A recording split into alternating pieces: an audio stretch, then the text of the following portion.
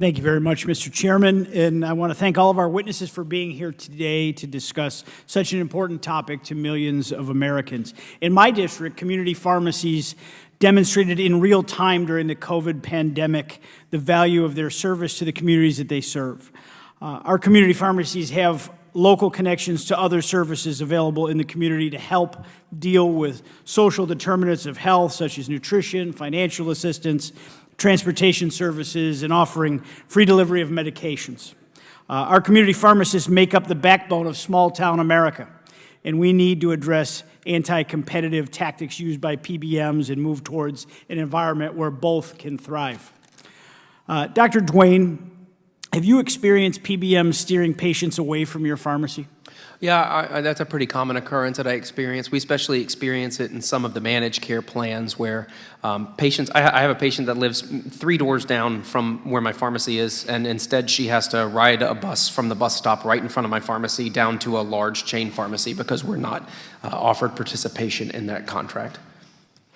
Do you think that PBMs owning pharmacies that compete with you is a conflict of interest? It's a tremendous conflict of interest. I think, if anything else, the thing that's probably been a little undersold by me today in my comments is the conflict of interest issue. I mean, anytime you have your direct competitor also setting your prices, I don't know how you can invite anything but, bad things to happen. Can you or anyone on the panel explain what DIR fees are? Yeah, so DIR fees are in Medicare program, and what it amounts to is we would get paid one amount of money, and then sometimes months or even a year or more later, we would have the PBM come back and claw back a quite substantial part of that money, and it wreaks havoc on our ability to budget. And what are the impacts of direct and indirect remuneration fees on your business?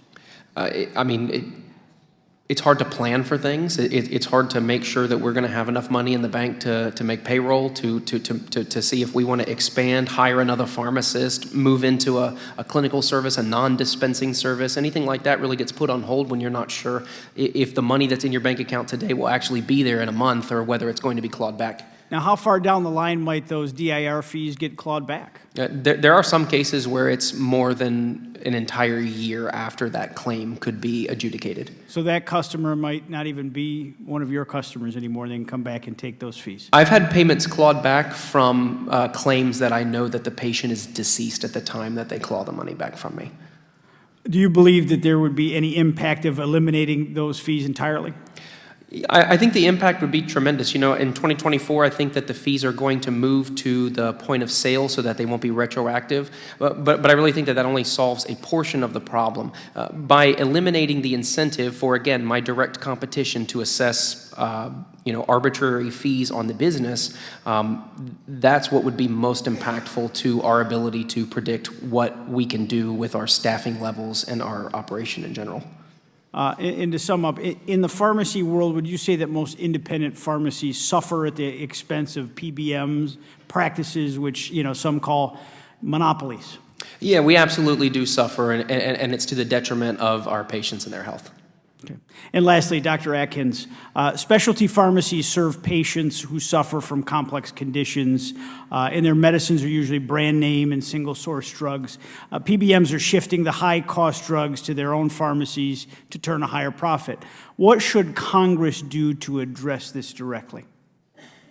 One easy solution might be if I have the drug in my dispensary in my practice, we could fill it there, because usually when we fill it on site, it's better for the patient and also more economical.